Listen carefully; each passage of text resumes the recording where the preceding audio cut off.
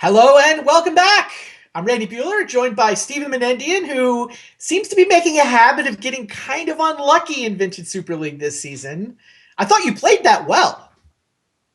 I felt really good about my play this week and last week. Yeah, It's frustrating when your type play is not rewarded, and it's fair. also it's also feeling a little bit lonely down here, Randy, at the bottom of the standings.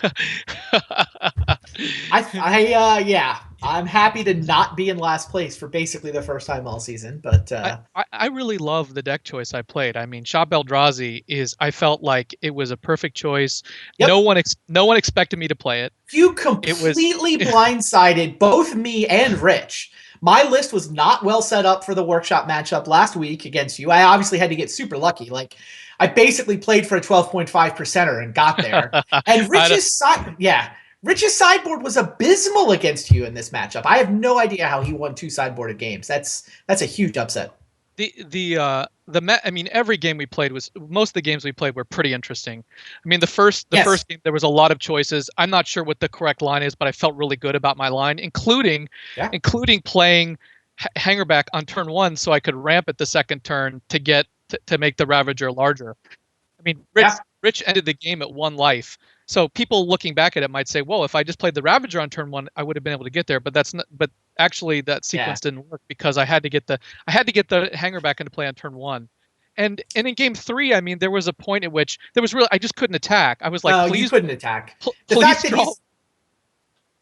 you need a revoker to turn off his Ravager, because the fact that he can block Worm Coil and then sack whatever he blocks with Right. means you're never able to attack. He'll just Well, crack back, and you never get a life gain trigger. You're just going to lose well, at faster the if you ever attack. at the critical juncture, I where I was debating whether to attack, the key thing I was looking at is he can block with the revoker, right?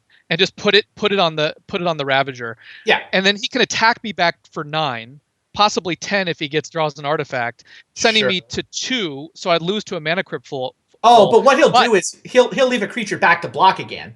right, Like, he'll right. But attack here's you for like 5, I or it understand. turns out 7 because he has a creature to play. I understand. But here's what I was thinking: if I draw a creature, the next draw step, then I can at least do something. I mean, what I was really trying to figure Maybe. out is, what I was really trying to figure, like if I draw a trike, for example, Yeah. that it Or the opens other up worm coil, or or the other possibly work. even a Yeah, Jitte, and or just Revoker. Like, you had the so jit many draws. the jit was a great draw, but I needed another creature, one Yeah, it more was a little late.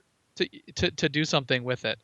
There's a All lot right. of draws I had that was just none of them came through. Well, we've got a sweet one queued up now, guys. This is got to be the feature match of the evening. It is Luis Scott-Vargas, who is back and playing for himself. I couldn't take a turn on commentary with a newborn baby to help keep an eye on, but he is playing for himself, and he's paired against Paul Rietzl. So, two Hall of Famers. The winner will be tied for first. This should be a fun one. Let's get down to the match.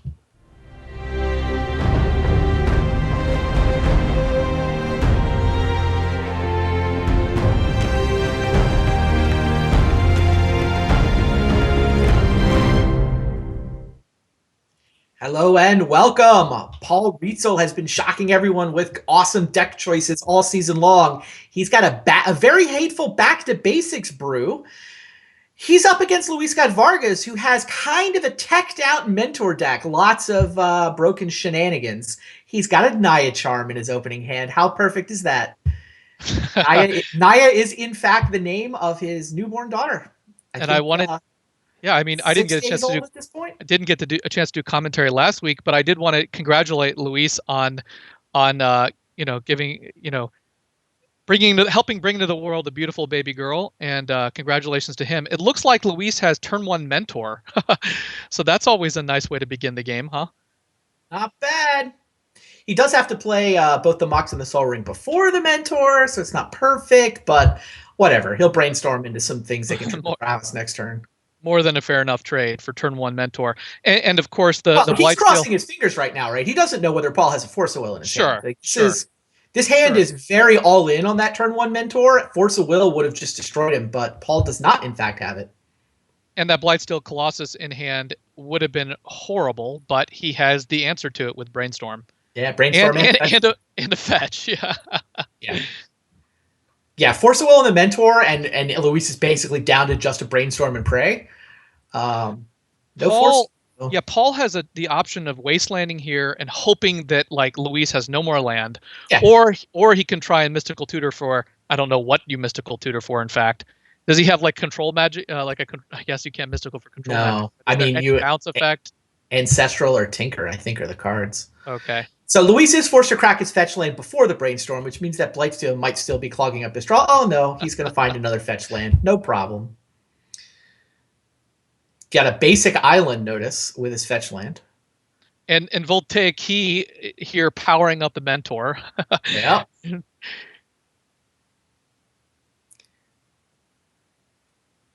Yeah, There's Paul's the just back way behind, basics. Yeah, way he's so behind the eight behind. ball.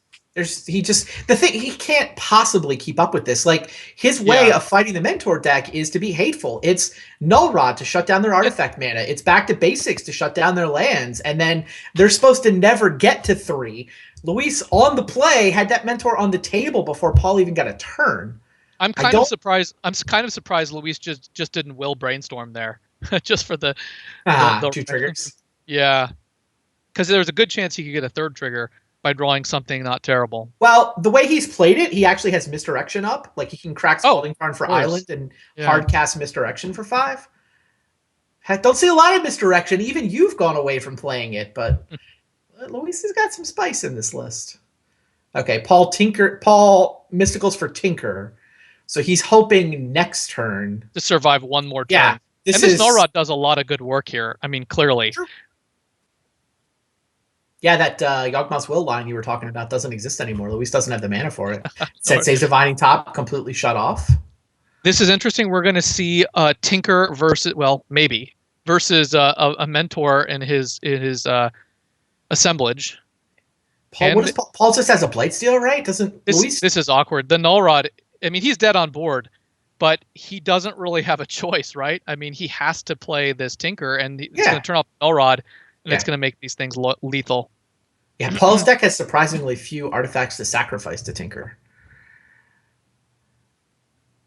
Right. The problem, your point being, if he sacrifices the Null Rod, then Sensei's Divining Top all by itself is the prowess triggers required to pump up Luis's Mentors and just swarm around that Blightsteel. Exactly. Not to mention the little draw engine here between Key and Top. Yeah, I think the prowess triggers alone. It's over. Yeah, he needs to. I mean, well, Paul has not even decided how he wants to go about this, right? He's just trying to see. Yeah, he's scooping. Nothing works. So we go to sideboarding. Luis Scott-Vargas up a game. Now, lifetime undefeated as a father. Probably not a stat I'm going to track beyond this evening, but yeah, you look at Paul's deck list. He's got a Propaganda in his sideboard, which is kind of the answer to a deck that goes wide with creatures like that. I assume the 1 Propaganda comes in. There's only 1, though. Like, a Propaganda there would actually have kind of been would have been a big game. No, Propaganda is definitely comes in.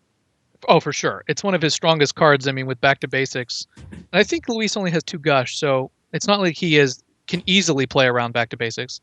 Yeah, he has 2 basic islands, so he does have a second. A lot of these lists only have 1 basic. But Luis's decks in general are very resilient to Wasteland. Like, he's definitely a builder who thinks about Wastelands and tries to make sure that he's going to be able to operate even if his opponent's plan is to blow up his lands. Yeah, I mean, this deck definitely operates from a number of angles. I mean, he goes all the way from the Notion Thieves? Exactly. There's 2 Notion Thieves in Luis's deck now. Well, he probably thought I was playing I faced it. He probably thought I was going to be playing a blue deck, which is a very good card against me if I were. That's another matchup I'd like to have another crack at this Trimester. Maybe you just weren't supposed to switch to Workshop, Steve. It's not your style. I thought I played really well with it, despite not having a lot of experience in recent years. I didn't see you do anything wrong. It's just, I mean, the deck is inherently inconsistent, right? It's the kind of deck that, like, you get your edge at the deck selection stage. You don't get to outplay your opponent with a Workshop deck. Just kind of. Jiminy Christmas. Here we go. Luis again has turn 1 Mentor, but this time Paul has Force Will. Yeah, this is a very different game. Paul has the awesome Mox Softfire Null Rod combo. The Nombo.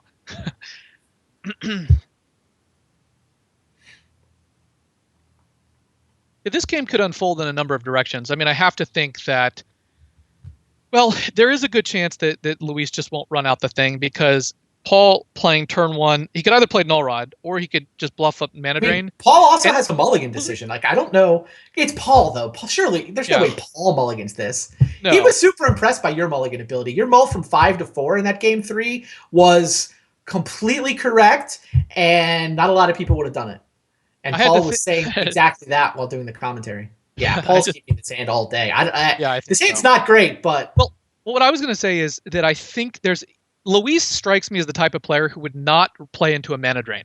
If Paul just bluffs mana drain here and doesn't play the null rod, I think there's a good chance that Luis just plays at the edges for the foreseeable future. So I'm not sure that that's the play. Anyway, well, it turns out Paul turned his Mox Sapphire into basically a Lotus Petal. yeah, Sapphire petals out the Null Rod, and Luis goes basic island, of course, runs his preordained into a mental misstep. That Null Rod play is actually going to work out really well here for Paul, I think. well, we'll see. There's a lot of ways this game can go, but Well, I Paul mean, look has how to draw much lands. he blanked 2 cards in Luis's hand and slowed him down. Yeah, but here's the problem, right? Luis could draw more lands than Paul and then eventually get out of it. That's the problem. Yeah. And Luis does have a Oh, third. He does now. Oh, jeez.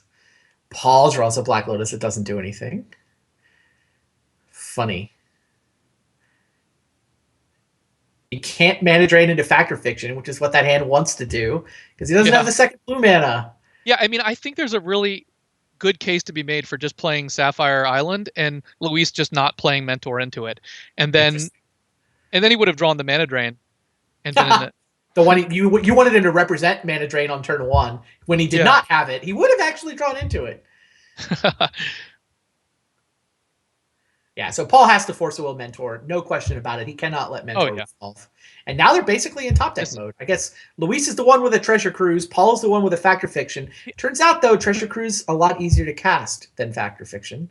It's interesting if you're Luis here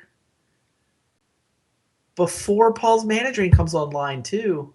Yeah, this is snowballing, all snowballing in favor of Luis. I think that was a risky play. It's also interesting that Luis now has double disenchant to deal with Null Rod, but he has no reason to do that, right? He's yeah. Why would he disenchant the Null Rod? This is exactly what I feared, and this Thirst is going to bend this Blightsteel because other way to get rid of the Blightsteel. Value Town here.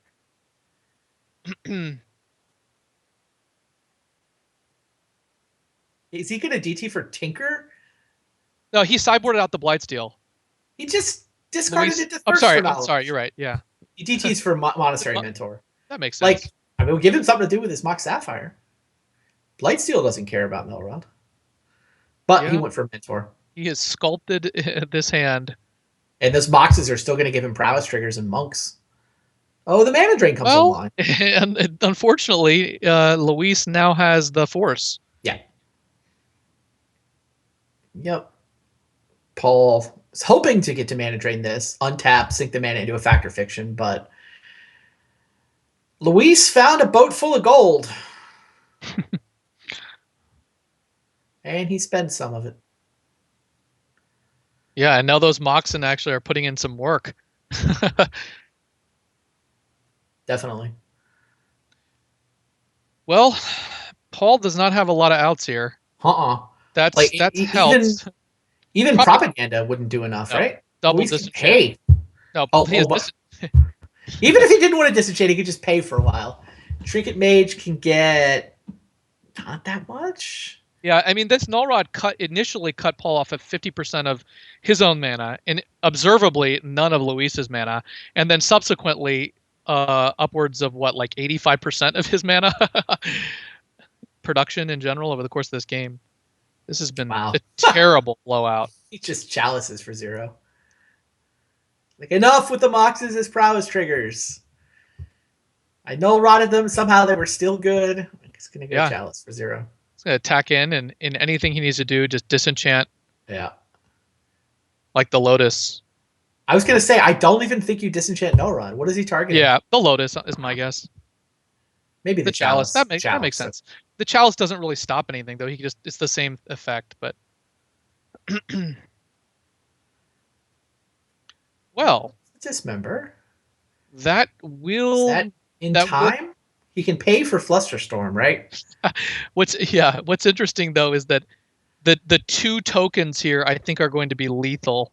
Well, it's going to be the third token if Luis Flusterstorms it. He has the That's what option I to meant. Sorry, essentially. that's what I meant. Yeah.